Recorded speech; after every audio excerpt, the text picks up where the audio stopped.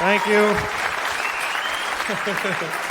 Thank you. Thanks. That's very nice. Hello, everybody. How are you? Good. Thank you. Oh, good. Thanks for coming. Thanks for being here. Thanks for not dying before you got here. It could have happened. Thanks for getting through the traffic. I drove here, and on the way here, I saw a bumper sticker on a car, and it said, "Tell your girlfriend I said thanks." Isn't that a little personal for a bumper sticker, really? A bumper sticker should be like, "Hey, I'm in front of you," whatever, you know. Not, "Hey, I fucked your girlfriend." You want that on your car all day for whoever's behind you? Tell your girlfriend I said thanks. How does he know I'm not behind him, just getting mad and crazy, taking it personal, motherfucker? I follow him home. I get out of my car in his driveway with a pipe. What the fuck does that mean? Thank her for what exactly? Wait a minute, you fucked my girlfriend? Then you made that bumper sticker and found me in traffic and got in front of me?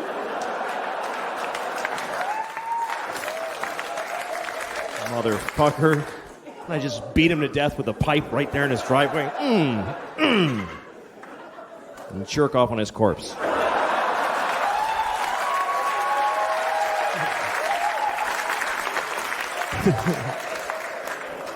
Didn't need that part. Didn't need it. Story was totally complete without the jerking off on the corpse. It's too late.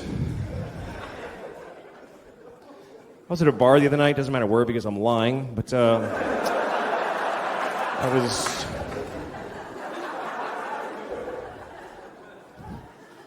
was at a bar and I was waiting for the bathroom for a really long time. There's a guy in the bathroom and I'm waiting for him. And then after a while, this guy that works there walks by. He goes, "Are you still waiting?" And I'm like, "Yeah." So he bangs on the door and he goes, "Come on, asshole, shit and get out." And then he walks away.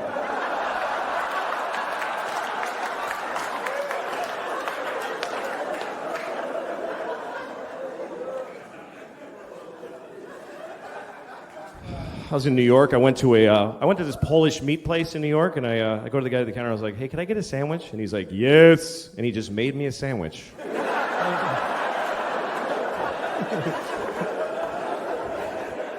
That was it. He didn't ask me what kind or anything. He just made it. It's got like raisins and bones in it. What the fuck?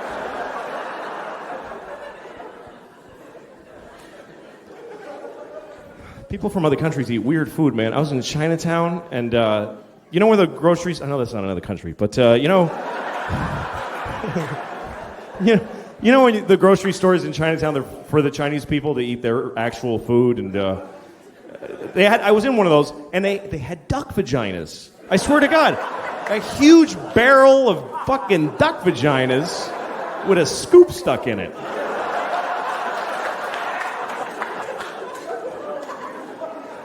And I'm standing there just staring at this fucking huge thing. And I'm thinking, can we possibly dominate a species more than that?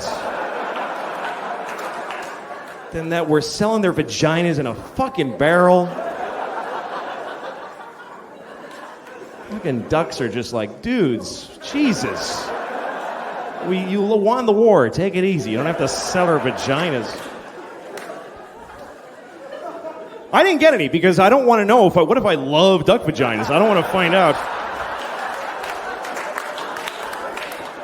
It's not like millions of things taste like a fucking duck vagina. It would be very specific to be addicted to that. Not for me.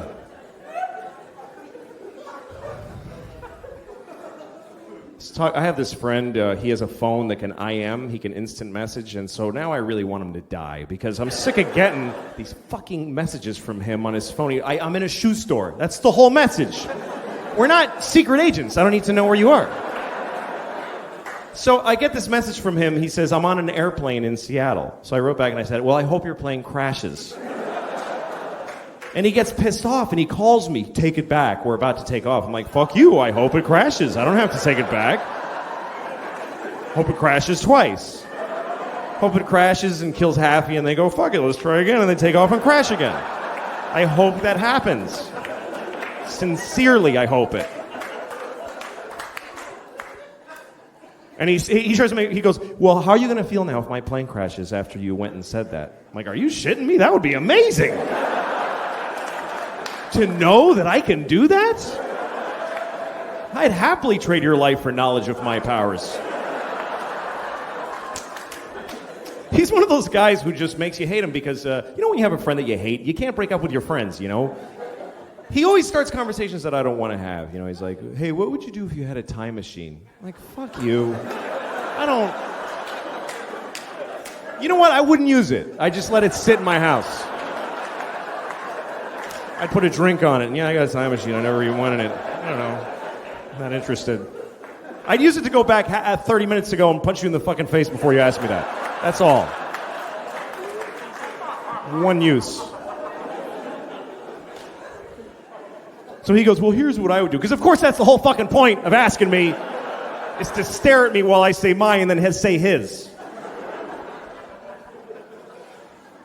So he said if he had a time machine, he would kill Hitler. Like, he would go back and kill Hitler. I love that he thinks he can just kill Hitler just because he just goes back there and walk up and kill the dude. And I was thinking, that's a noble purpose for a time machine. I would do that. But I would have gone back then, but I wouldn't have killed Hitler. I would have raped him. That's what I thought. Because... I think that would have been enough. I think that would have stopped him from doing all that shit. If he had been raped by me, he never would have pulled any of that stuff, man. Should we invade Poland? No, I'll just take a shower. I don't feel good. He would have...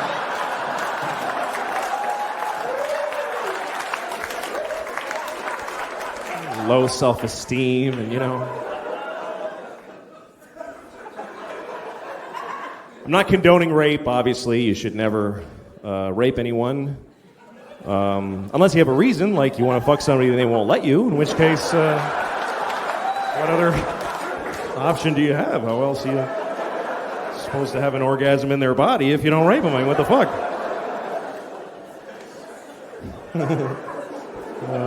Okay, that's fucked up.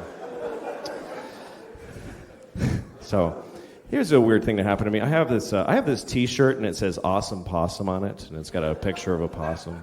I know it's stupid, but a friend of mine gave it to me. And fuck you, I bought it. I thought it was cool. But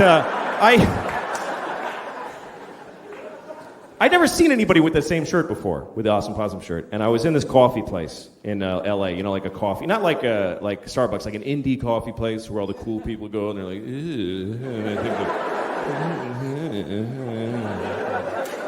they got their like snow hats in the fucking summer and all that shit. You know, those cool people and their iPods, and they say cool things like, yeah, me too, or whatever, you know.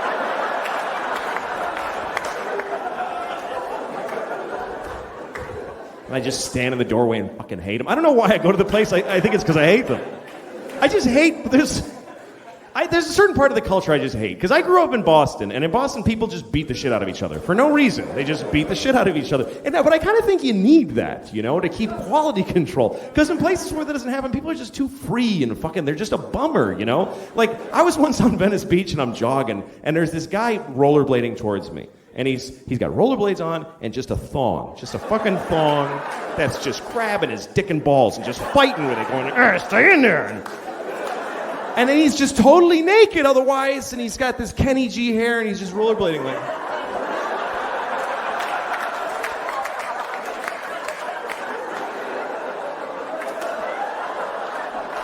I'm free. And I actually had to stop jogging because I needed my whole body to fucking hate this guy with. I had to just stand there and go, oh, you motherfucker! Now I have to know you exist, you piece of shit. Fucking go skating to an AIDS tree, you motherfucker. All right, now. I don't know. I've started to kind of hate people, and it's not because I have anything against them. It's just I enjoy it. It's just recreation. Like, you know when you're at the bank and you got nothing to do while you're waiting in line, so you just pick people to hate while you're waiting. You just... look at someone and form an opinion with no information. And it's never positive. Who fucking wastes their time? I bet he's a hard worker. Who thinks about that shit? Skip over those people. Then you find a guy, oh, look at his shoes. What a fucking asshole. Oh, look at that piece of shit. Hope he dies today. Oh, God, I hate him. I hate him. You watch all the shit. Yeah, fill it out, you fuckface. Fill it out. Yeah, you filled it out. I knew it. You suck. He's just standing there. He has no idea you're just boiling with hate, you know?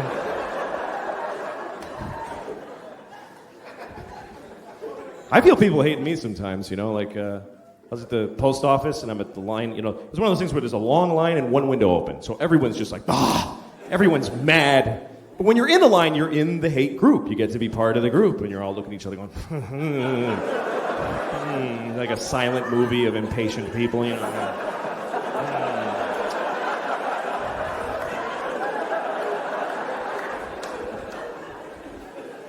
Then there's always one person who breaks the silence, somebody who has an idea, you know, like, they should open another window. And everybody's like, yeah, I know, I don't even know. They don't even know how to do it. Then there's always an old lady who has a story. I was here on Wednesday, and there was also a line like this. Holy shit, really? Oh my God, you fucking old lady. That's amazing. But anyway, then it's your turn at the window, right? And now everybody's looking at you and you feel the scrutiny of how quickly you're mailing your shit. You start realizing how unimportant your package is and you feel like they can tell. Yeah, fuck, get out of there. You don't need to mail that right now. And it's like, if you do one little extra thing, like, do you have those stamps that have Jackie Robinson behind you? You're like, Jesus. Fucking dude. They put their shit down heavily like, fuck now, this motherfucker's gonna make me stand here while he buys fucking stamps at the post office? Are you shitting me? Let's shit in his mouth right now, seriously. You fucking hold him down and I will shit directly into his fucking time-wasting mouth.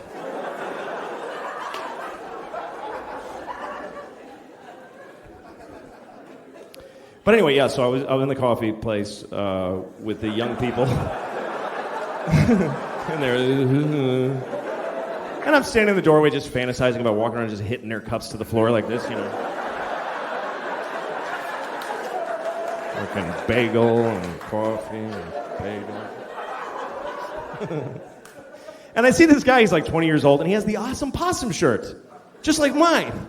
So I went like this, I went like, hey, nice shirt. And he went, pfft.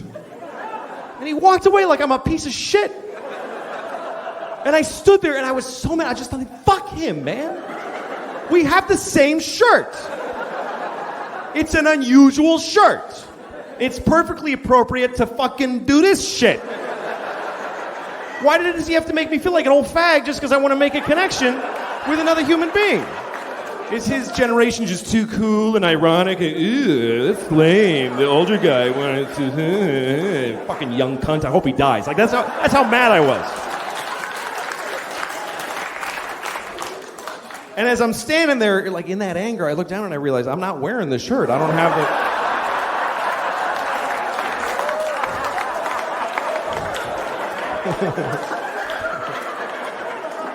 I don't know why I thought I did. I saw his and went, don't be too.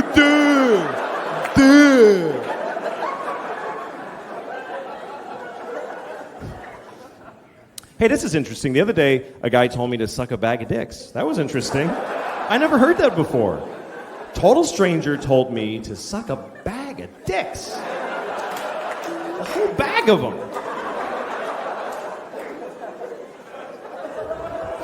He was angry. He didn't just, suck a bag of dicks like a greeting. Oh, suck a bag of dicks to you too, sir. Thank you very much. Yes. It's a lovely day for sucking several bags of dicks.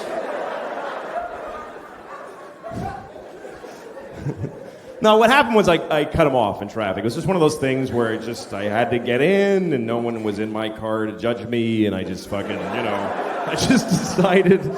He's not me, so I don't care what happens to him, and I just cut him off. It's just a shitty thing to do. And it was bad because he was coming fast because he didn't imagine in a million years someone could be that big of an asshole. And so when I did it, he had to slam on his brakes and his dog went poof in the windshield. It was really very bad. Very bad. And the worst part is when you cut people off, they don't vanish. They're behind you now. So I'm looking back and he's like, fucking ass! He's so mad! And he keeps trying to get next to me because he just wants to see my fucking face. He's just dying. He's like, I gotta see this cocksucker now. I gotta see the fucking face of the piece of shit that just did that to me. And I keep cutting him off because I don't want him to see. I'm ashamed of what I did. Nope, you don't. Finally, we get to a red light, and I gotta face him. Only because there's a car in front of me. Otherwise, I would have fucking blown right through there. But there he is, just fucking furious. And I'm like, I know, it was awful. I shouldn't have done it. You know, I'm not mad. I was wrong. Why would I be mad? And he's like, fuck you! And then he starts going like this because he wants me to roll my window down like I'm supposed to take part in my own abuse during this argument. You know, well, I'm sorry. I don't want to miss this. What do you have to say about me, yes? How rude of me to shut out your anger with my... So I did. I rolled it down. I'm interested. And he goes, hey, asshole! And I'm like, yeah. He says, suck a bag of dicks!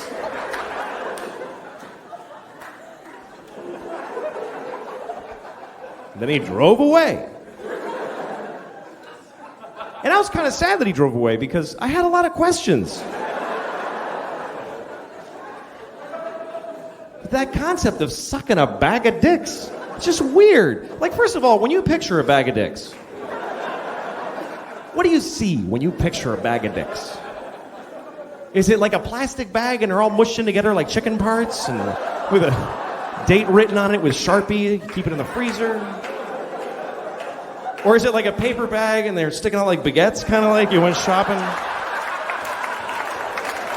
Bringing home a bag of dicks for the kids? Here you go, Susie, take a blue one. You know, like a little... I don't know, they were hanging in a window somewhere. Give me two of those. And how do you suck a bag of dicks? What does he want me to do? Does he want me to take a bag of dicks and suck it? Like suck the side of the bag? Or does he want me to open the bag and suck each dick individually and throw the used ones in a bowl like edamame shells? Like that?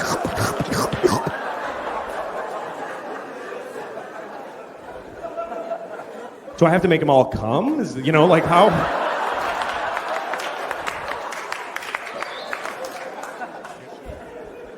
I don't know. I never even sucked one dick, so it's not an area that I understand. I've never sucked a dick. Isn't that weird? I've never sucked a dick my whole life. That's weird to me. It is. It's weird. Because almost everybody has sucked a dick. When you think about it, most people on Earth suck dicks. It's true. Because 51% of the population are women, and they suck dicks. Then there's all the gay guys that suck dicks. Then there's all the straight guys who have been forced to suck a dick under various circumstances. So there's only like 1,000 of us out there who never blew anyone. Just a bunch of selfish assholes that are fucking getting blown and not blown back, you know? It's like that's what people do. We all fucking suck dicks, and I haven't done it. And I don't have like a big reason not to either. I don't have a policy against sucking a dick. It's not something I'm against doing. I just have never seen a dick I wanted to suck. That's really what it comes down to. I've never seen a penis that inspired me to suck it. Every dick I've ever seen has bummed me out. I hate them. I hate them. They ruin my day when I see them, but that's just so far. I mean, how the fuck do I know? There might be this guy right here might have a beautiful dick. This guy, if I saw his dick, I might go, oh, fuck, that shit's going in my mouth right now. And I just fucking... And I'd have to blow him. Fucking hold him down and blow him. That's the kind of... I would, like, rape blow people. That's what I would, like, hold a guy down and blow him to spite him. That's the kind of shit I would do. Just to, you know... I'm just saying I'm not prejudiced. I haven't seen that many. There's billions, literally billions of dicks in the world, and I've seen like 40 at the most. So how the fuck would I know? What, is that too many? Yeah, that's too many, right? 40, Jesus Christ. I'm only 39. It's a dick a year plus another one. Why am I saying 40? That's a lot. That's like 2 bags of dicks right there. At least 40 dicks. All right. I never understood people judging people for the way they have sex. So some people get angry at homosexuals just for being gay. They get mad at them. Arr! I never really understood that, because they're just having sex with each other. It's like I can understand if gay people were just running out in the streets, just fucking people in the ass willy-nilly, just like a pestilence, like without asking, Like you're at the ATM. Hey, what the fuck? Jesus. God damn it. Some faggot just fucked me right in the ass. Seriously. Fucking right through my pants. He fucking ruined my new pants. It's fucking bullshit. Another one. God damn it. I gotta get the fuck home. This is ridiculous.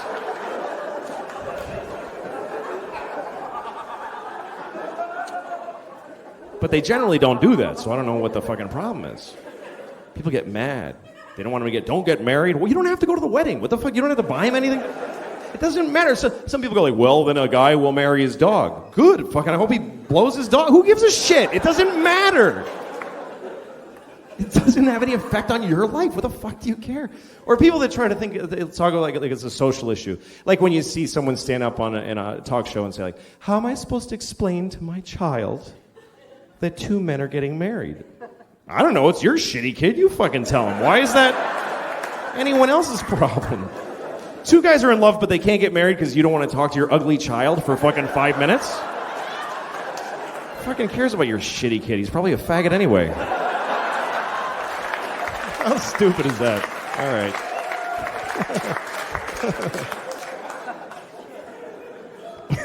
Stupid. I don't know.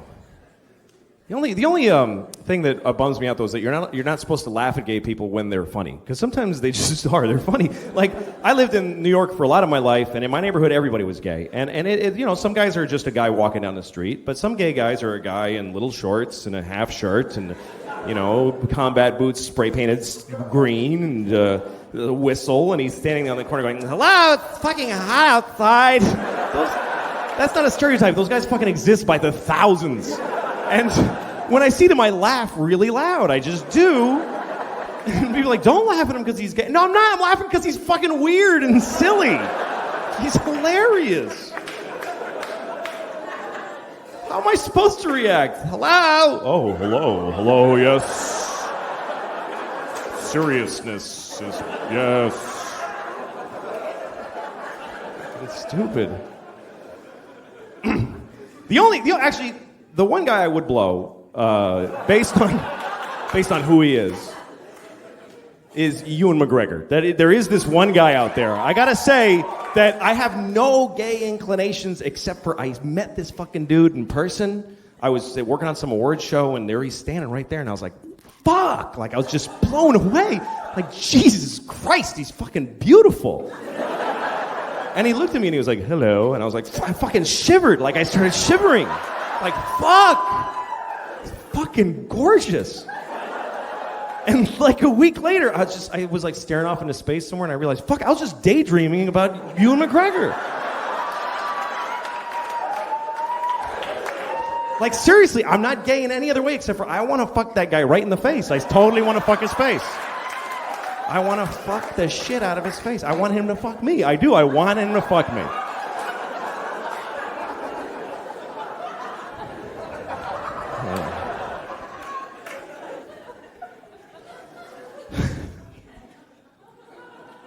I don't really have a shot with him, I think, because I just don't rate movie stars. I'm not really fucking fat. It's ridiculous. Like I have this problem now. My pants I can't keep them they won't stay up, because here's what happens. Okay, you get fat, and some of you skinny people won't. I don't give a shit about you. You won't get this. I hate skinny people because they don't empathize with fat guy problems. They just don't. Like, you ever have a skinny friend? You're trying to tell them like, I just wish I could have one donut and fucking walk away. I wish I could do that. I wish I had the power to eat a donut. And your skinny friend's like, well, just eat the donut then. What's the big deal? You should totally just have a donut if you want. You should totally go ahead and have one. Just enjoy yourself and have the donut if you like that. Fuck you. You don't get it. It's a whole spiral that begins with a donut. Later I'm killing hookers. I don't even remember what happened.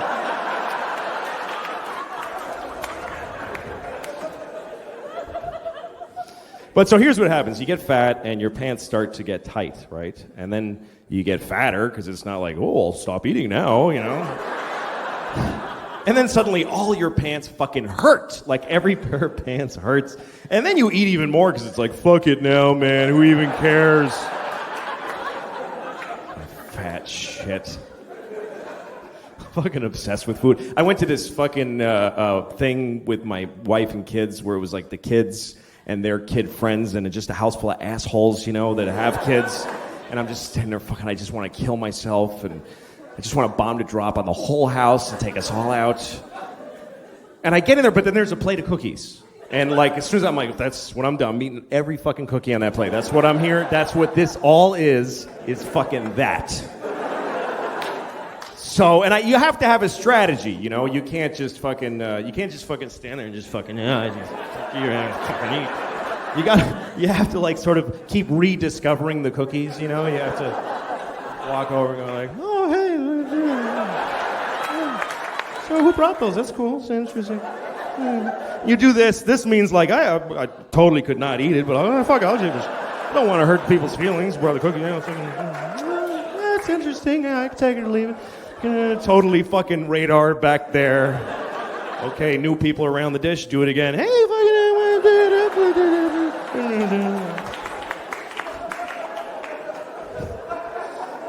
if people start noticing, you have to say something like, these are crazy. Like, I don't know what it is about them. Yeah, it's the fucking cookies. It's not you're a piece of shit that can't stop eating anything. But, so here's what happens, though. You get fat enough, though, what happens is your belly starts to push out like this, and then it pushes your pants down to your pelvis because they won't hang in the normal place anymore. And then down there, they feel loose, and you start going, hey, losing weight, all right, I'm coming down. My pants are getting loose, I am getting thinner. I ate my way through to the other side, I did.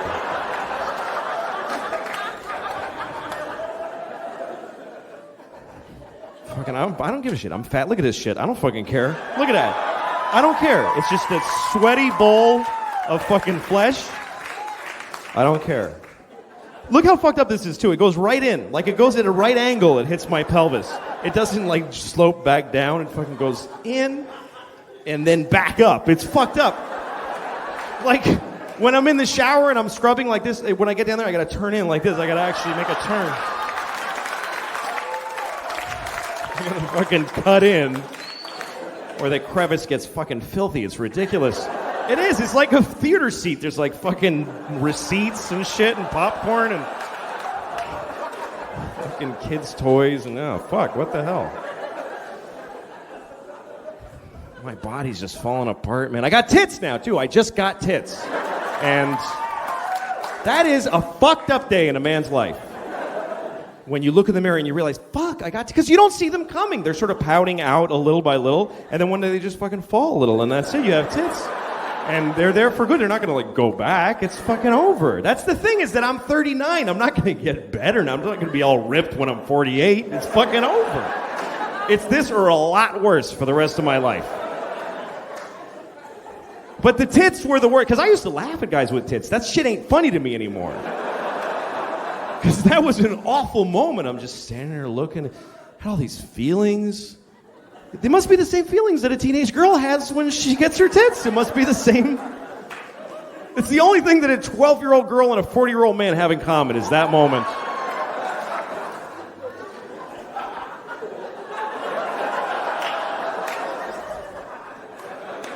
Nothing. To carry my books like this now. I don't know. You know what the thing is? I don't give a shit. I don't care about how I look. I'm bald. I'm fat. I don't give a fuck. I'm married. I got 2 kids. My wife hates me. What am I going to get laid if I lose a few pounds? Who fucking cares? Like I'm going to get mad pussy if I suddenly look better? No. That shit is over for me forever. And I'm glad. I really am. I'm relieved. Now when I see a beautiful girl walking down the street, I'm like, hey, fuck you. I don't give a shit. Fuck you. Go fuck somebody else. I'll jerk off to you later. Probably have a better time.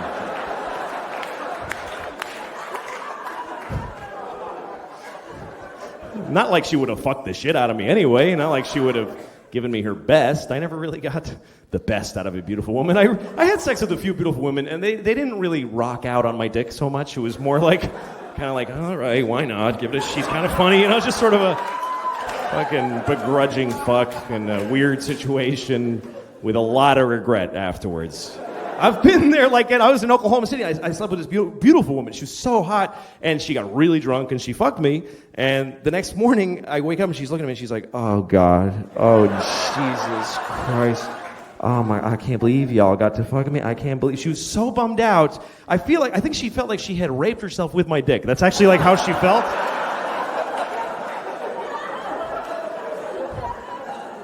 That's so weird to realize that you were somebody's bottom. Like you are somebody's place that they got to. That they saw you in their bed and went, oh, fuck, okay. All right, I gotta totally stop all this shit now. Fuck. I gotta go back to school. I gotta fucking reconcile with my dad. I go, fucking shit.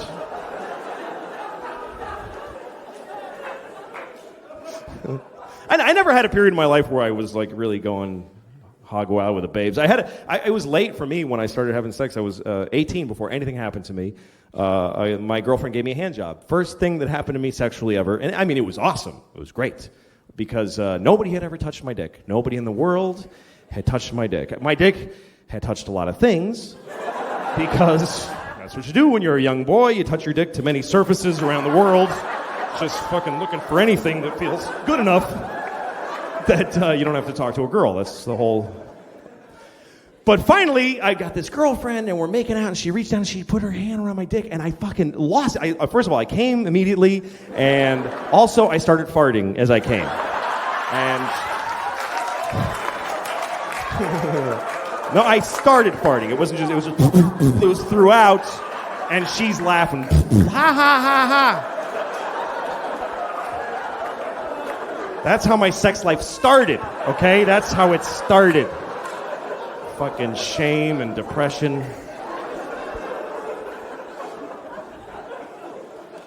Before that, it was just me masturbating copiously, happily. I loved it. When I discovered masturbation, I was so happy.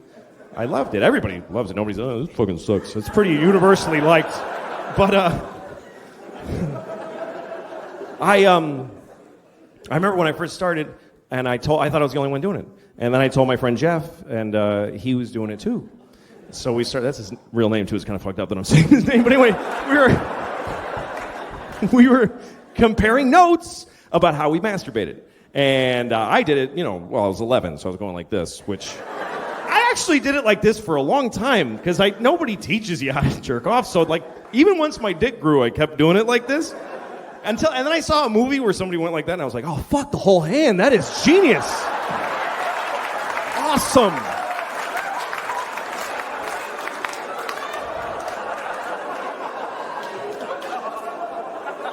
Easily one of the best fucking things I ever discovered. I still sometimes, this is awesome. So smart. So smart to use the whole hand. Awesome. To this day, and I'm like, fucking, whoever fucking, yeah, awesome. But anyway, Jeff did it totally differently. Jeff didn't, we would lie on his stomach. He would lay on his stomach and press his dick into his palm really hard, and he enjoyed the pressure. And some kids do it like that. I looked it up online. By the way, it fucks your dick up, so don't do it. Don't do it. It does fuck your dick up. But he didn't know, so he was pushing his dick into his palm.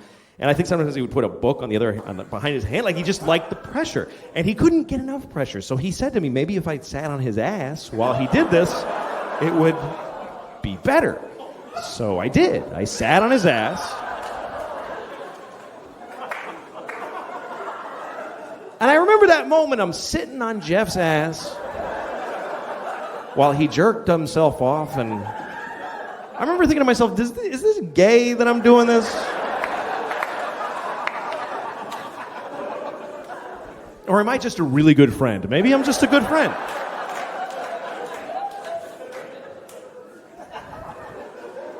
It's weird to think now that I fucking sat on an 11-year-old boy's ass while he masturbated. I mean, I was 11, so it was cool. Now I'd get fucking crucified for that shit. I didn't know what I had, boy. All right, easy. Easy. Anyway.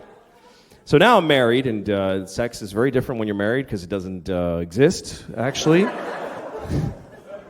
I was talking to a friend of mine about how my wife and I don't really fuck anymore, and he said, well, does she blow you at least? What are you, fucking high? You think she's blowing me? Who wants to blow their husband? Who the fuck would want to? What a bummer to blow your husband. You don't want to blow your husband. You want to blow your date. That's who you want to blow. You want to blow a guy you've been dating and you don't quite know him yet. He comes over and he picks you up. Ooh, that's a new shirt. I never saw that shirt on him. That's very handsome. You go to dinner. He's like, here, try this. Oh, new things. I like new things. Tells you something funny, makes you laugh. Oh, he shouldn't say that, but it's shouldn't so. Tells you a sad story. Oh my God. You go back to his place, you suck his cock, and you go home. That's the proper context for a blowjob. Nobody wants to blow a guy and then go to IKEA with him all day. That's not fun. Do his shitty laundry, and then he comes out of the bathroom. All right, you suck my dick, okay? Will you suck my dick right now? Yes, I'm fucking dying to suck your smelly old fucking disgusting dick for the 1,000th time. I can't fucking wait.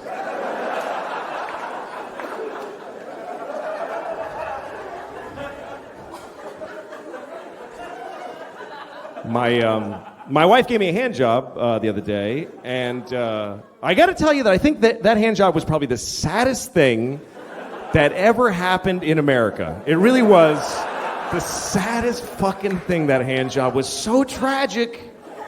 There should be like a monument to that hand job with a reflecting pool where you just sit and think, God, that was fucking sad. And a little thing where you put rocks on it and think about it, and you know. Here's what happened. I'm going to tell you about this hand job.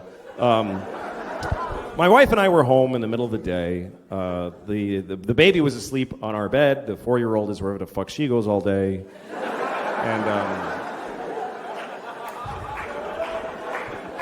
my wife and I are sitting on the couch, just sitting there, just fucking married on the couch, you know, just...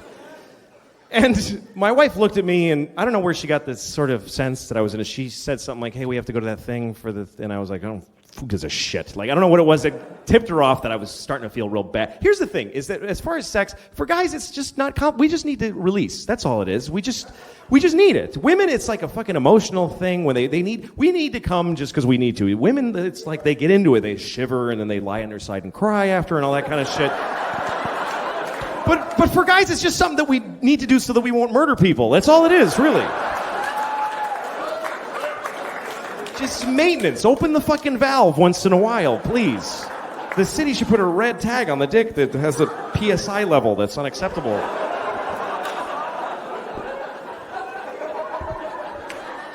And my wife always waits till it's fucking till it's critical. She lets it go so long until finally we're sitting on the couch and she looks at me and like, okay, we're gonna all be in the paper tomorrow if I don't fucking do something. So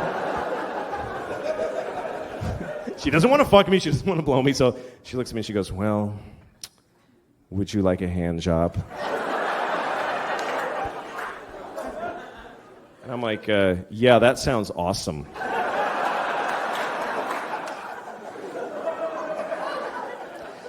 So we go upstairs to my daughter's room because it's the only empty room in the house. Hey, you know what? Fuck you. I paid a rent. I'll shit on her bed if I want to. Seriously. Let me have a fucking hand job in my house. It's all I get. It's not me. She won't jerk me off in the living room because there's too much nice shit I'm not allowed to come on. That's the whole thing. I don't even get to enjoy my orgasm because the second I'm coming, she's pointing my dick away from stuff. Ew. Oh, careful. She points it into my belly button, like, make it go back in there. Can it go back in?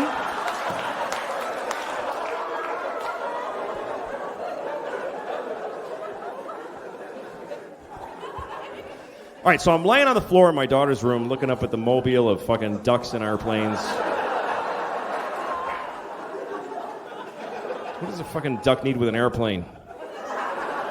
What does a baby give a shit? So I'm laying there on the floor, and my wife is just sitting next to me, just in her bathrobe, just like...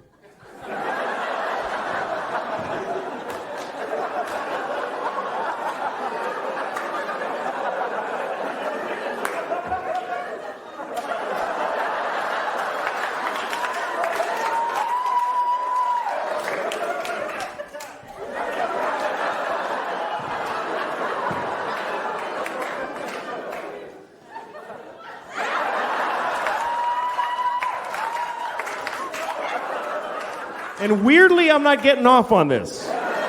The fucking woman grimacing and tugging on my penis dryly while basically reading People magazine at the same time. It's not that I'm not getting off on it. It's taken me a while to come, and she starts getting impatient. She's like, come on! Come on! Like yelling, come on, into my dick. Seriously. At one point, I wanted her to lick her palm. I got this idea. Maybe if she licks her palm, there will be some semblance of something going on. And so I had to... You got to approach asking for those things carefully. You can't just go, hey, lick your palm, like that, because that'll ruin whatever mood there already isn't. So I go like, hey, maybe lick your palm. Lick your palm. Lick your palm. She's like, what? Lick your palm. Lick your palm. Lick your palm. She goes, what the fuck are you saying to me? You know what she thought I said? She thought I said, you look like your mom.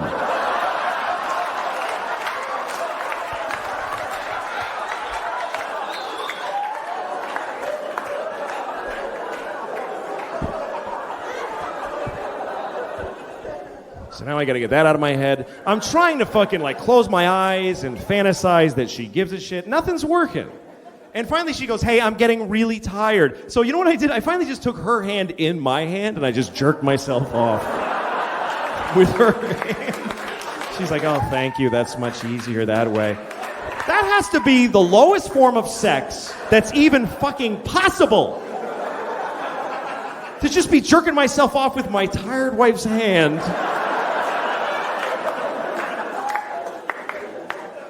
She might as well be dead at that point. Seriously, she might as well be a fucking corpse. I came home and found her dead. And fuck it, I'm getting one more before I call the police. Just one more. Who's hurting? I'm not hurting nobody. I'll call 911. She's not getting any deader.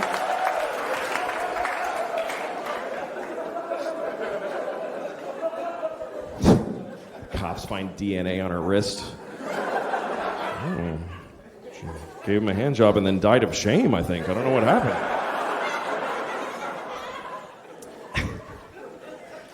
I don't know. It's really the kids that do you in.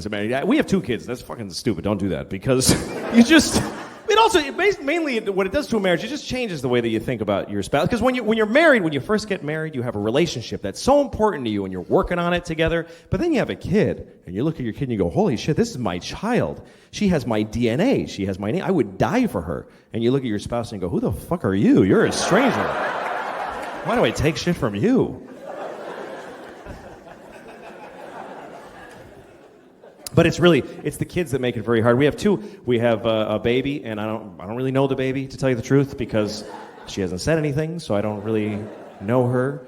I like her, she's fine, but I don't know her. How do I know what she's really like? Maybe she fucking hates Jews. I don't know. I don't know nothing about her. People ask about her all the time. They're like, hey, what's your baby like? She's a fucking baby. What do you want to... You ever seen a baby? That's exactly what my baby's like. But what's going on with your baby? Jesus. She got fired from Target, and she's getting an abortion. It's been a tough year, but otherwise, you know.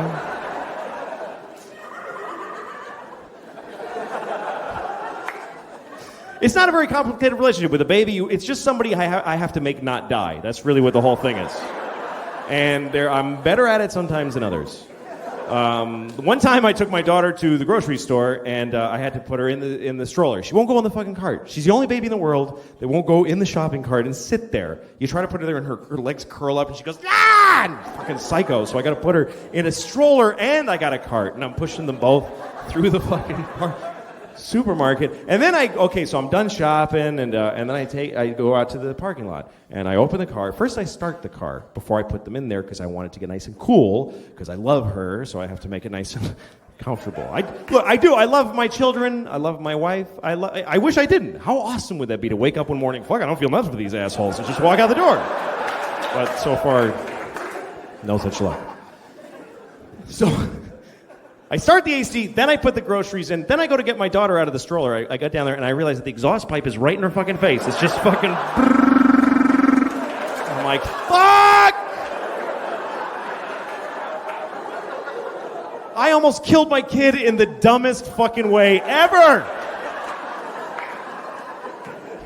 If she died like that, I couldn't tell her mom. I couldn't fucking go home with that story. Well, I put her in the fucking, I don't know, I didn't realize. Fuck you. I just, I don't know.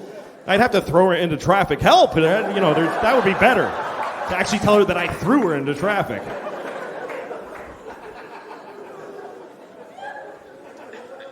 The other kid we have is, she's a girl and she's 4, and she's also a fucking asshole.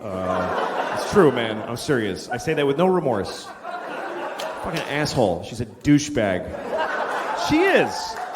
Fucking jerk.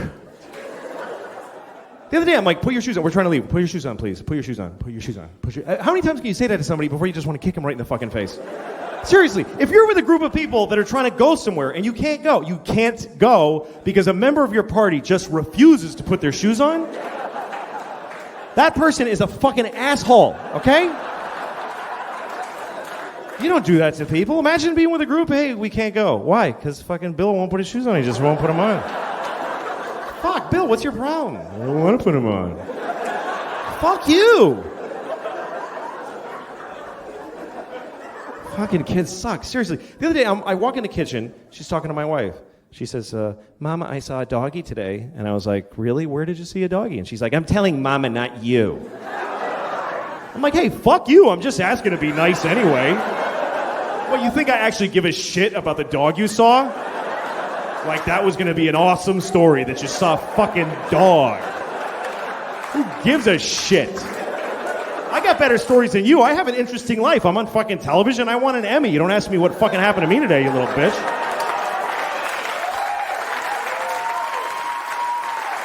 No. I didn't say that to her, obviously. But that's the thing. Nobody ever calls her on her bullshit. That's how she got to be an asshole in the first place. Nobody just goes, fuck you. You don't know. I'd love to, for one day, just fucking be totally on. Oh, you drew a dog? Let me see. That's shitting me. That's a scribble. That's nothing. That's not even anything. Show me a dog that looks like that. I'll give you $1,000. Seriously. God, fucking. Oh, the other day I was just dreaming about just fucking kicking her, like kicking her out a window. Just fucking. I would never fucking hurt her, but I do. One time my daughter had a black eye because she walked into a door because she's stupid. And she had a little black eye. And I took her to ice cream. We went to an ice cream place. And everybody in the ice cream place is like, give me a dirty look. And I realized they think I hit her. And she has a black eye now. That's why I'm taking her ice cream. That's what they think. And I was so insulted. I want to say, hey, fuck all of you, okay? She's this big. You think if I hit her, she'd have a black eye? She'd be fucking decimated. There'd be nothing there. Look at this shit. I would ruin her head with one punch, easily. She has no defensive skills. She fucking sucks. She'd be like just smiling at me and there'd be just fucking... just a dent there like a fucking bomb went off.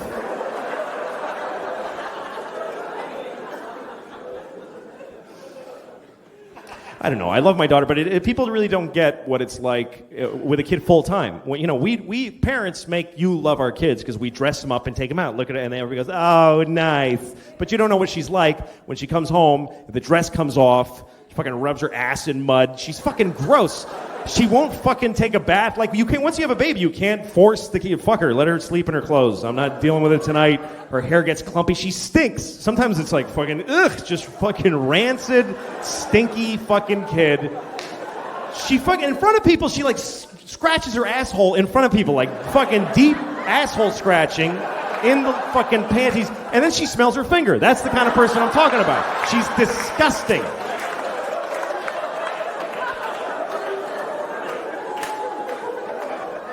The other day I come home and she's just laying on the carpet with just spread eagle naked and she's just stretching her vagina open going, just fucking holding it open. I'm like, fuck, shit, okay. Wow. Wow. Don't react. I can't go, ah! I can't do that. That'll fuck her up. Just go, hello, hi, how are you? Hi, how's school? Okay.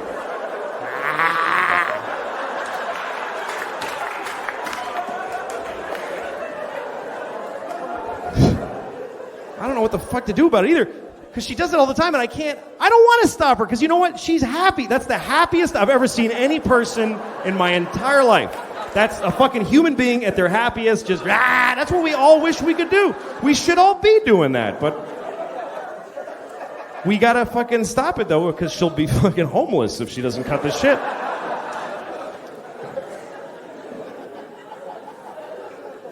So yeah, it's fucking... My wife took the kids out the other day. When she just... the most amazing thing is when you get to be alone in your house. As a dad, you never get to be alone, or as a mom. But when the other parent takes the kids out and you're alone, that's fucking awesome. And I think I'm getting older because the way I use that time has totally changed. I used to have, Jerkfest 2006. Are you shitting me? Jerking off in my own house, alone in my own bed, taking my time, go through my wife's shit for pictures of her friends I want to fuck. Everything was awesome.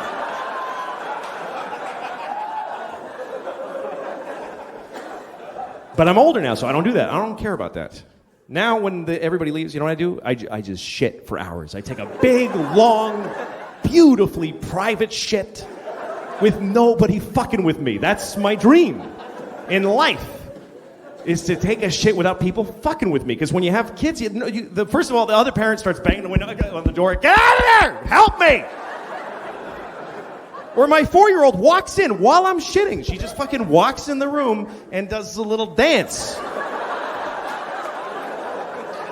I'm like, get out of here. My asshole is this big, I'm pushing a shit out right now.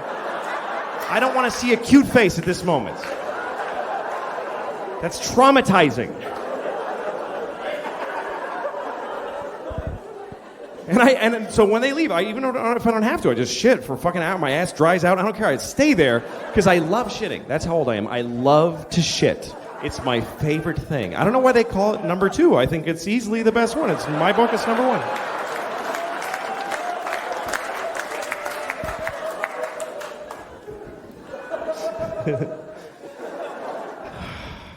But no, it's hard. Having kids and being married, it's difficult. And, whatever. But one thing it's made me is it's impossible for me to have any sympathy for single people. I just don't give a shit about single people. I don't dislike single people, but I don't get... Whenever single people complain about anything, I really want them to just shut the fuck up. Because... First of all, if you're single, your life has no consequence on the earth. Even if you're helping people aggressively, which you're fucking not, nobody gives a shit what happens to you. You can die and it actually doesn't matter. It doesn't. Your mother will cry, whatever, but otherwise nobody gives a shit. I can't die. I got 2 kids and my wife doesn't fucking work, so I don't get to die. I can't die. I love her, but she's a painter. Great. Paint $1, take some pressure off, please. But single people, when you they complain like we don't complain. When you ask a parent, hey, how's the family? We go, great. That's all we ever say. It's never fucking great. But we say great because we're not going to tell you, well, my wife assassinated my sexual identity and my children are eating my dreams. We don't fucking bother you with that. We just say great. But if you ask a single person, how's it going? They're like, well, my apartment doesn't get enough southern light, and the carpeting is getting a little moldy. You know what you should do? Burn it down and kill yourself, because nobody fucking cares. My girlfriend doesn't like the same music as me, and she acts bored at parties. We fucking call her and say, fuck you, and hang up, and leave her. You can end that shit with a phone call. I need a fucking gun and a plane ticket and bleach and shit. I need a whole bunch of... Thank you guys very much. You've been really great. Good night. Thank you.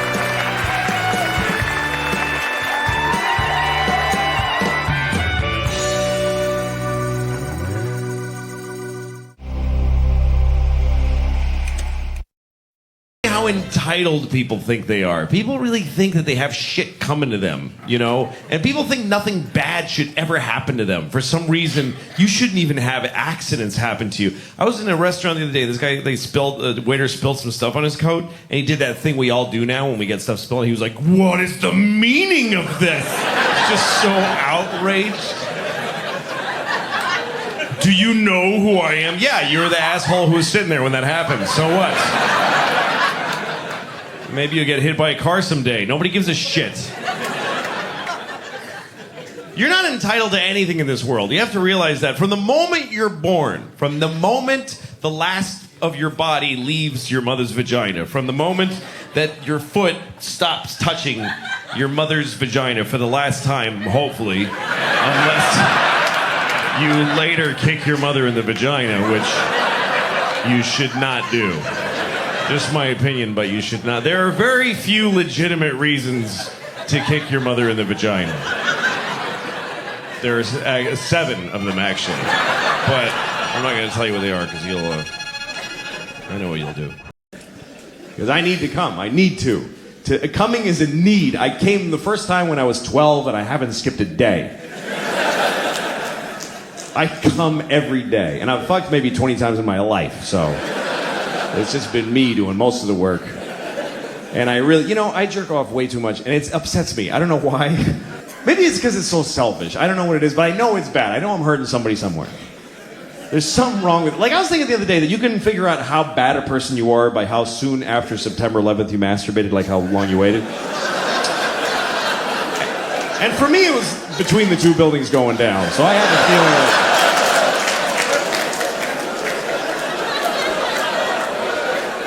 I had to do it. I had to, otherwise they win. That's the way I was looking at it at the time. This is a strange time for all of us.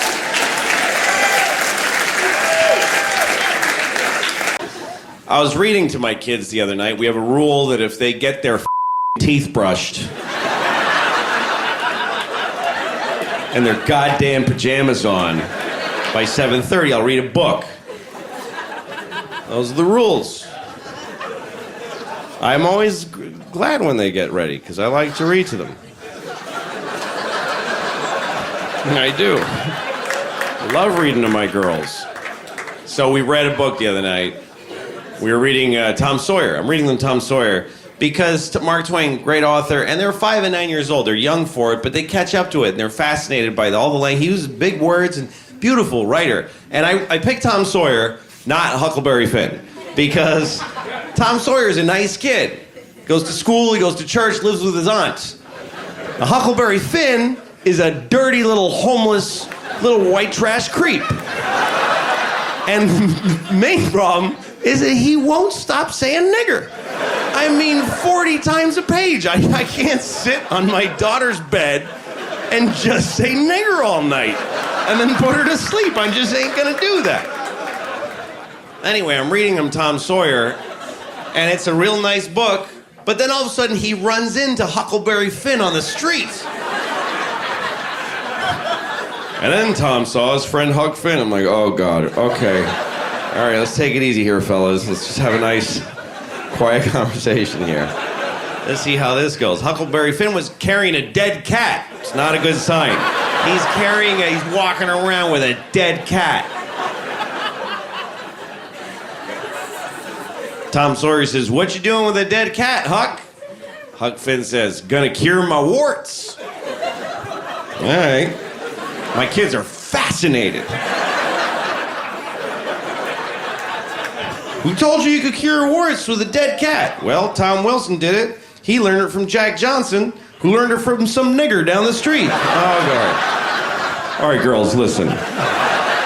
Here's the thing. America...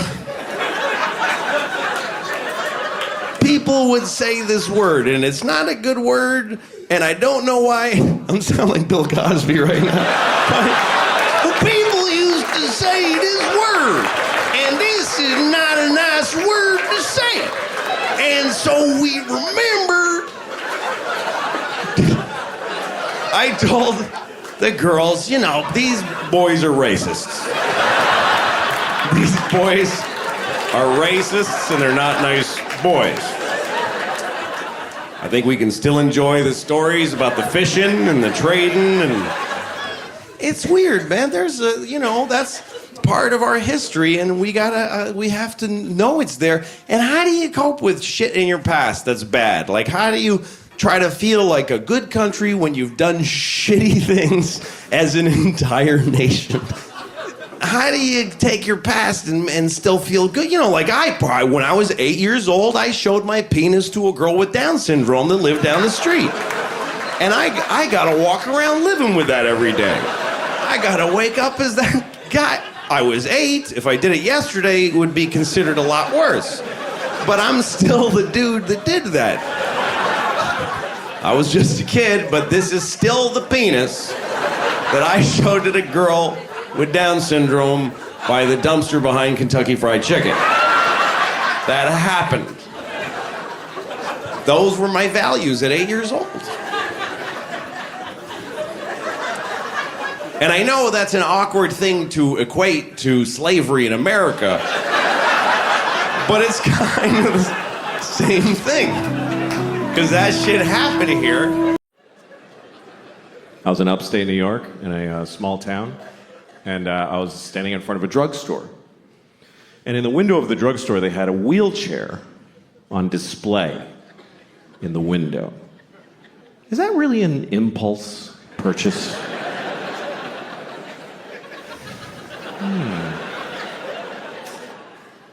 I should get a wheelchair. That would really help with my paralysis.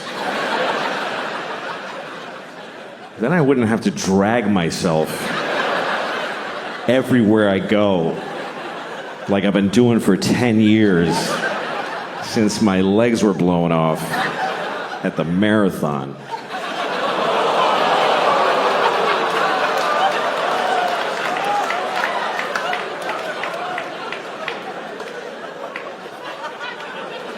Okay. Bunch of fucking hypocrites, apparently. Because, let me point some out to you. Motherfuckers. You were just, like, seconds ago, laughing at a man with no legs crawling on the ground. You're just... And then at the end, you're like, oh, but not those particular legless people. No. We thought you meant just some asshole with a childhood disease who deserves to be laughed at. Not one of those. Now we're laughing at all legless people equally. However you lost your legs. Ha ha ha. You haven't legs. And weave legs.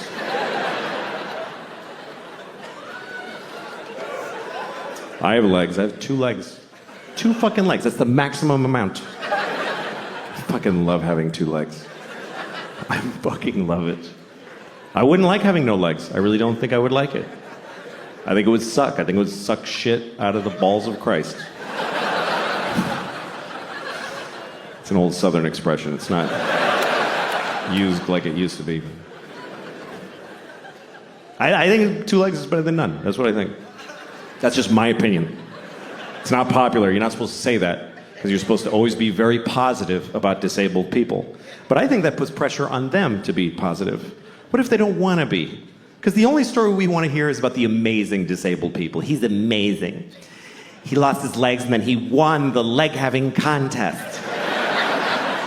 What about disabled people who aren't amazing? We're just ordinary with a sweatshirt and some potato chips, and he's going, fuck, I wish I had legs. No, this is better. This is better with no legs. Why is it better? Because you can do anything now. I can do 4 things. Fuck off. I just don't know that our positive, non-disabled attitude really helps. Like retarded people. We're going to talk about retarded people for 20 minutes. That's what's going to happen. We're going to discuss retarded people for 20 minutes. It's not okay to never speak of them. No, we're going to talk about them. First of all, I want to talk about the word retarded. okay? Because the word retarded, it's a bad word. Now, people do not like the word retarded. They find it very offensive. Now, I'm a little confused by this, because it wasn't always a bad word. And I grew up in the 70s, and it wasn't bad back then. And most bad words were always bad. You know, cunt never had a day in the sun. There was never a time where the Santa Claus at the mall was like, come here, you little cunt, tell me what you want for Christmas. And then in the 90s, we're like, let's lay off a cunt a little bit there, gang. No, we used the word retarded in the 70s. We used it to identify people who were retarded.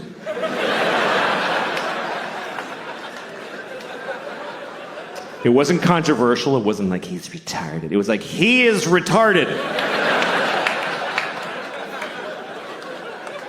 This fellow right here is retarded, right? I told you, yes, you're still retarded. He is retarded, everyone.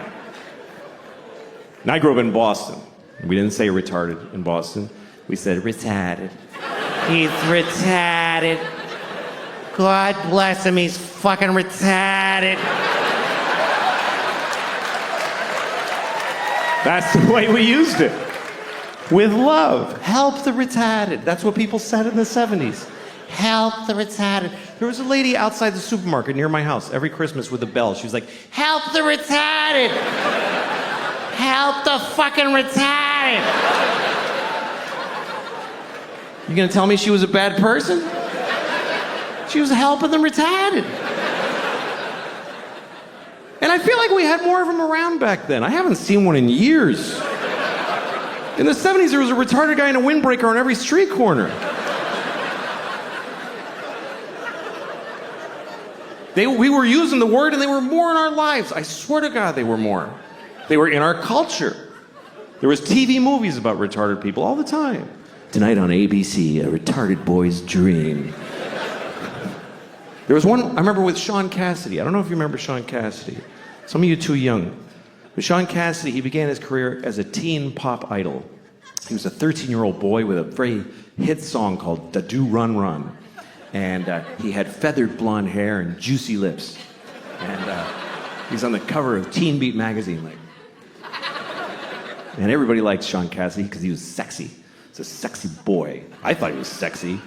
I did. I thought he was really sexy. I was 6 years old. But I already had inappropriate sex feelings for teenage boys when I was 6. I was an old soul. I was a pedophile when I was 6. I used to go up to teenage boys when I was 6, like, hey, how's it going? That kid's weird. He's got a boner. Anyway. Not anymore. I outgrew it. But, no. I'm not sexually attracted to teenage boys. I'm not. But I don't not get it. I mean, I get it. I'm not like, what? Like, you can see it. Like, I was at an airport once, and I'm walking along where people walk in the airport, and there's these chairs facing the aisle, and there's this family sitting there, a mom and a dad and 2 teenage boys, and they're like just both sitting with their phones with their legs. They're wearing like these shorts. One had cut-off shorts, and one had basketball shorts. And they both just had their legs open because they don't give a fuck. Both legs just splayed, and then just smooth, you know, just very... And I saw it. It didn't do anything to me. But I kind of wanted to stop and go, hey, fellas, let's close that shit up, huh? You're not getting me, but I know you're causing a problem for somebody in this airport. Let's close it up. I did not say that. Otherwise, I wouldn't be here.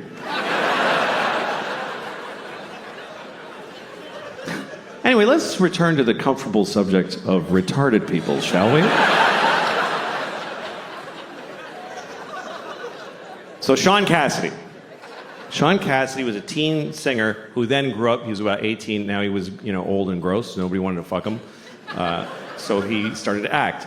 And he had a movie on TV called Normal People. where he played a retarded man who wants to live a normal life. It was very inspiring, actually.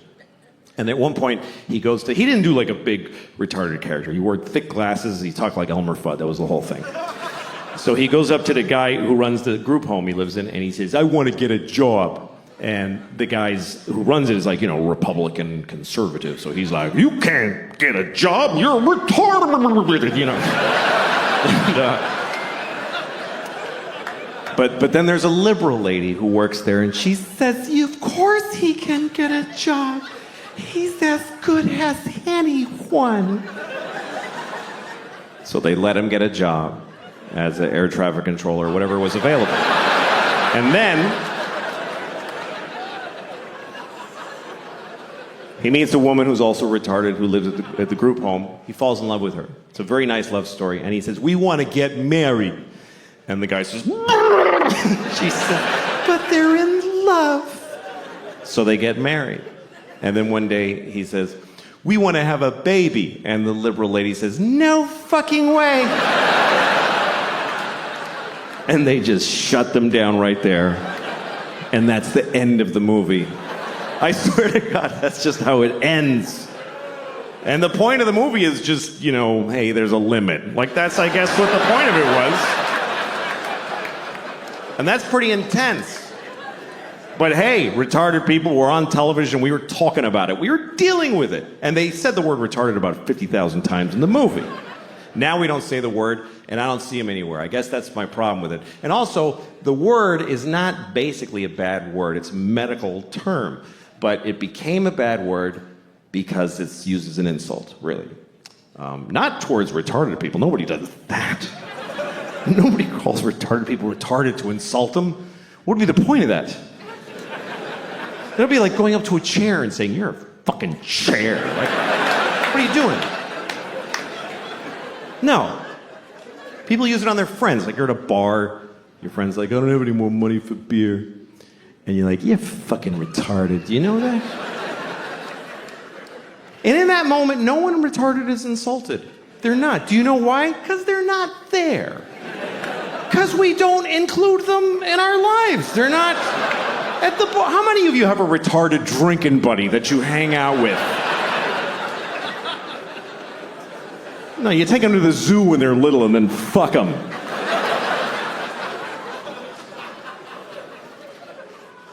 This is what I find confusing about this thing, is that we told many generations of people that they are retarded. We told them that that's what they are, and they lived with it, and they dealt with it. And then we just decided it's a bad word. So did we tell them this? Did we go back to them and explain this to them? Listen, Nelson, I have something to tell you. You're not retarded anymore. You mean I'm cured? No. No. No, we're not even working on it.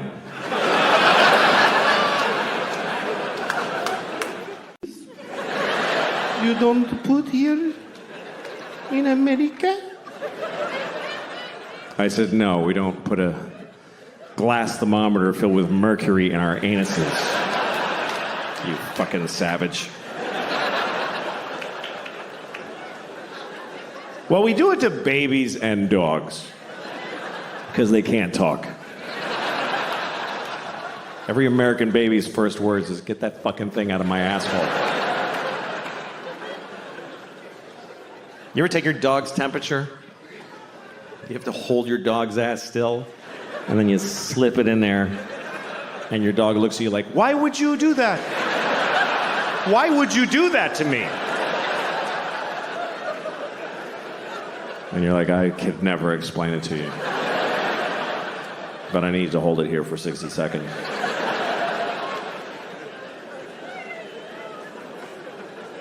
Dogs are so dumb, it's fucking tragic.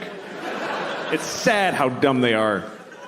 They're in our lives and they know nothing about what's happening. You ever been having like a dramatic moment in your family, like you're in the living room telling the kids that grandma died and everybody's crying and the dog's sitting there like...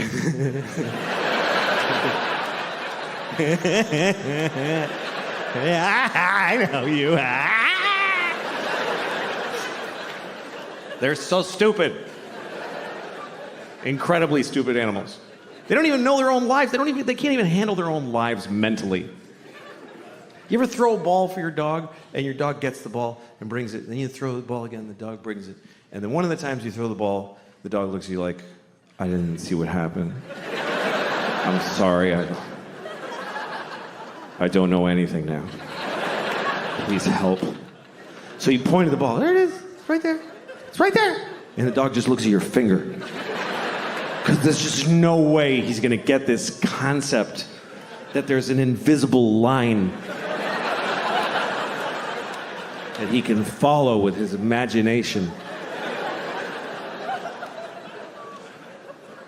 I have a great dog. I got a dog last year. She's a great dog. I did not adopt her, I'll be honest with you. I bought her with money. That's the truth. People always ask me when I walk my dog in New York, that's a beautiful dog, is she a rescue? I'm like, no, she's very expensive, please don't touch her. I did rescue a dog last year, and it bit everyone in my life. So I unrescued it, and I bought a dog that works. In New York, everybody rescues their dogs like this. I rescued this dog. I rescued her. She has no eyes. And she's dead. I hate New York, I really do. I used to love New York, but I hate it now. I'd rather be in Auschwitz than New York City, honestly. I would. I mean Auschwitz now. I mean today Auschwitz. Not back when it was open.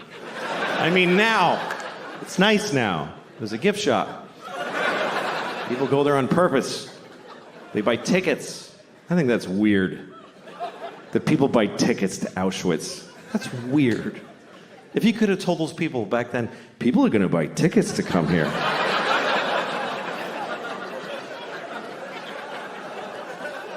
Yeah, wrap your head around that. Jew. That's... All right, I'm sorry. I'm sorry, never again, I promise. That's what we say about the Holocaust, never again. Because they killed 6 million Jews. If they only killed like 10,000, would it be like, okay, 2 more times? And then taper off, because it's a little much. I'll tell you, I went to Auschwitz. This is a true story. I actually did go to Auschwitz because I was doing shows in Poland. Because I had to go to Poland to do shows. So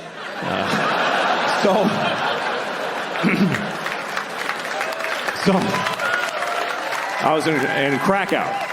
I was in Krakow, so I went to the camp. And I went there because of a very personal reason. Because I had family there. I had a lot of family there. 44 members of my family were in Auschwitz during World War II. I mean, they were guards. They worked there. No. They were Jews and they died. It's okay. Don't be offended. It's true. We lost the whole family there. Everybody, because we were Hungarian Jews. My grandfather, on my father's side, he's the only one who made it. The rest of them, all 44 of them, went to Auschwitz, which I think they really regretted. But that's what happened, because the Hungarians sent all their Jews to... They weren't even occupied Hungary. They're just like, yeah, take our Jews. And they sent my whole family there, and they all died in Auschwitz, except for him. My grandfather's the only one who made it, because he got the fuck out of there before it started. In the late 20s, he fucking smelled that shit, and he got the fuck out. And he went to Mexico. He migrated to Mexico. And we found his immigration card. My uncle and I did the family history, and we found it. It says nationality, Hungarian, and it says religion, Catholic. And there's a picture of him like... like, fuck it. They don't know what a Jew looks like in Mexico. That's where I'm going. And that's why I'm alive, because he made that choice. It's also why I'm not Jewish. He was like, Jew schmoo, we're not fucking Jewish. Somos católicas. That was my abuelito. Became a fucking Mexican fast. That's what happened. That's how he made it. He's a fascinating guy, my grandfather. His name was Geza. That was his name. And he had a brother named Geza. It's weird, but I looked it up, and here's what happened. His parents had a baby, and they named it Geza, and it died. The baby died. So they had another one, and they just said, fuck it, Geza, let's just do it again. Because that's what it was like. The babies died. It was no big deal back then. It was just like, yeah, that was a shitty baby. Let's do another one. Why'd your baby die? Because it sucked. Why does any baby die? At least we found out quick. Fuck it. This one's good. That's what it was like forever until recently. The human race was all the good babies, and the shitty ones, that's just the way it worked. It's not like that now. Now we save every baby. The shittier the baby, the bigger the effort. Because we love it. We love saving the shitty babies. There's always a documentary. Look at this baby. He's a fucking mess. Do you see that shit? We're going to save it. Make it live. And the baby's like, please don't.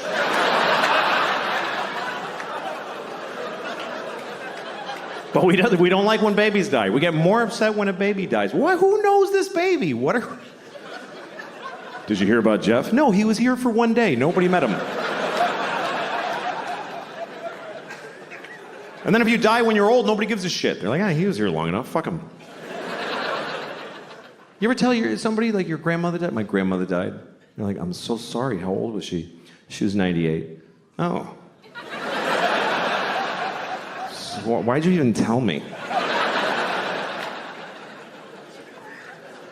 I'm 52, and I like my 50s. I like this part of my life. It's my favorite so far. I'll tell you why, because I can still move around pretty good. And I don't have long to live. I view that as a positive. Because life is a lot of pressure. The more life you had ahead of you, the more problems you have. Like if you're 20, you might have 70 years to try not to be homeless or alone during. But I got maybe 24 years left. I can handle that. Like that's an amount of time. I'm like, yeah, I can fucking do that. I can cover 24 years. And it gets easier every year less that I have. Like I bought a winter coat the other day. I was like, this is my last coat. I don't need a bunch of these. It gets easier. I used to think I need to find a woman who will be with me forever. I need a string of girlfriends at this point. Just a few more I need 3 women in their 40s to get me through my 50s. And 2 in their 50s to get me through my 60s. And then when I'm 75, 21 years old. That's when I'm doing that. 21, she gets the rest of my money. Just blow me to my grave and keep the change. That's the offer on the table for anybody who's 21 when I'm 75. She hasn't been born yet, but we'll see what the new crop brings.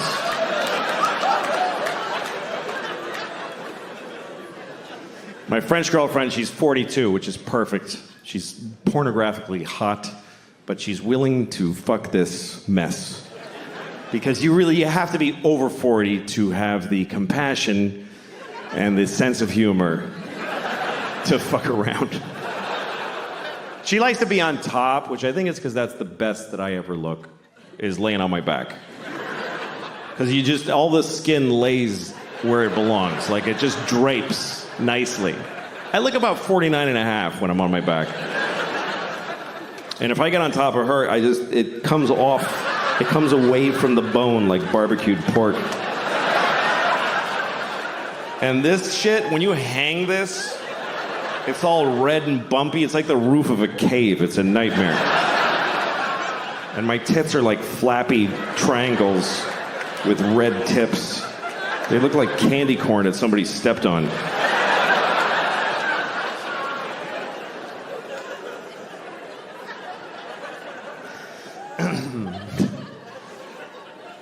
But it's nice having a girlfriend. It's better than being married because, with a girlfriend you can switch. And marriage is, that's hard. I feel bad for people that are in a bad marriage. If you're in a bad marriage, by the way, you know what you should do? Just stay home. Don't make people, just self-quarantine. Don't make people fucking look at you. You know those couples that come over for dinner and they're holding a gun to each other's heads like, hi, thanks for having us. Fuck. There's always that awful moment at dinner. One of them's like, we saw that show on Wednesday. The other one's like, it wasn't Wednesday. I'm gonna fucking puke because of your life. Oh, that's bad. I was on an airplane one time, and a married couple came on, and they had been sat separately. There was some mistake, so they're trying to figure it out. And the woman, she's supposed to sit here, she comes up to me, she says, would you mind moving so I can sit with my husband? And he's behind her. He's like,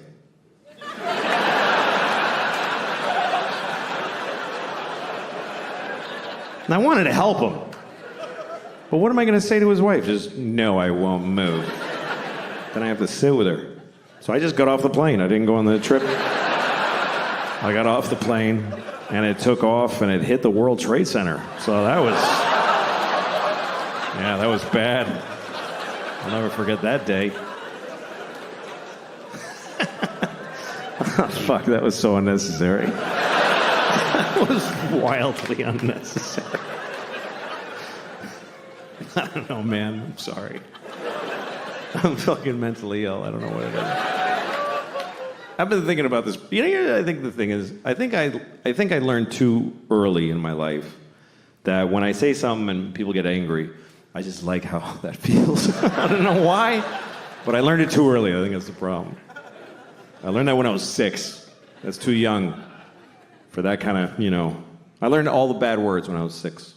I learned them all in one day from this old dude who hung around our neighborhood. I don't know if he lived there or what, but there was this old dude with a shitty coat and a dark tooth that was always walking around my neighborhood. And if you were a kid walking alone, he'd walk up and, hey, talk to you. Because it was the 70s. You could just walk up to kids and talk to them. Now you can't even fuck them. It's crazy how things are... I'm sorry. I know it's wrong to fuck kids, by the way. Just to be clear, I know that fucking children is wrong. I don't even need to be told. I just know that it's wrong. I would know it was wrong even if it was popular. Even if people were like, you should fuck kids, it's great. I wouldn't do it. Even if kids came up to me all the time, you should fuck me, I like it, I wouldn't mind at all. I would say, no, thank you, young man. Even if doctors proved that it was beneficial to the health of children to fuck them, I wouldn't do it. I wouldn't fuck a kid to save his life. That's... Even if somebody said to me, if you fuck just this one kid, then no kid will ever get fucked ever again. I might have to fuck that one kid. That might be the right thing to do. I'm saving all those kids. Oh, I'm saving them all. Not you. Not you. You're the last one.